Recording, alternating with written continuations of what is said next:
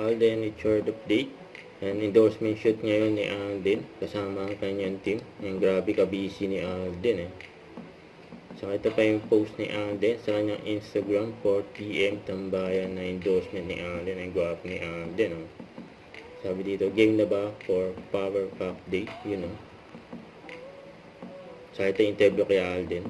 Sarap lang sa pakiramdam kasi parang nagbubunga lahat ng yung mga works ko behind the camera. I'm in my legacy building stage, and the question every day that pops in my head is how do you want to be remembered by the people around you?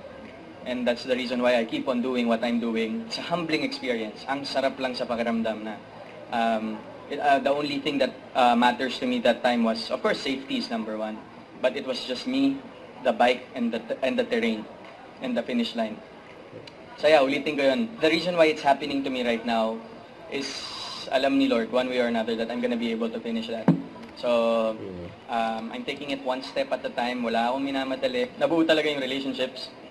Naging solid talaga lahat. And now that we're reaching almost the end, di pa po tapos mga kapuso, pero almost the end, medyo may konting melancholic feeling lang. But kaya naman. Malay mo season 2, no?